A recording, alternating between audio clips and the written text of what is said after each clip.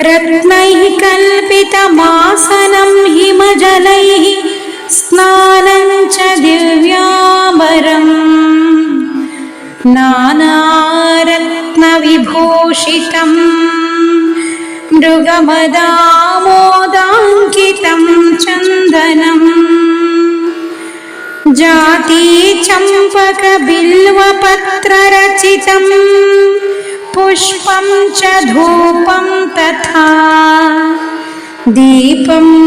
देवदयानिधे पशुपते हृत्कल्पितं गृह्यताम् सौवर्णे नवरत्नखण्डरचिते पात्रे घृतं पायसम्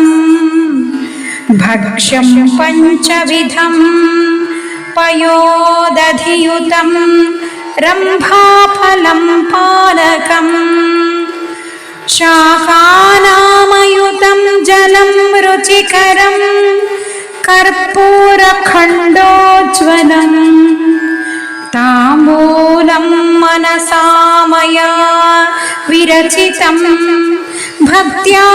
प्रभो स्वीकुरु छत्रं चामरयोर्युगं व्यजनकं चादर्शकं निर्मलम्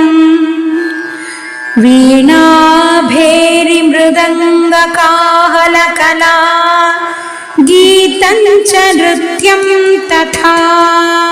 साष्टाङ्गं प्रणतिः स्तुतिर्बहुविधा हेतः समस्तं मया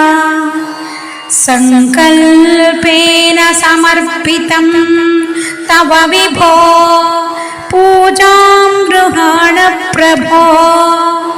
आत्मा त्वं गिरिजामतिः सहचराः प्राणाः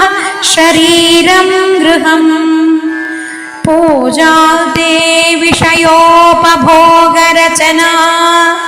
निद्रा समाधिस्थितिः सञ्चारः पदयोः प्रदक्षिणविधिः स्तोत्राणि सर्वा गिरो यद्यत् कर्म करोमि तत्तदखिलं शम्भो तवाराधनम् करचरणकृतं वा कायजं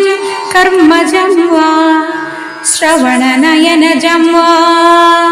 मानसं वा पराधं विहितमविहितं वा सर्वमेतत् क्षमस्व जय जय करुणाब्धे श्रीमहादेव शम्भो जय जय करुणाब्धे श्रीमहादेव शम्भो। नमस्कार।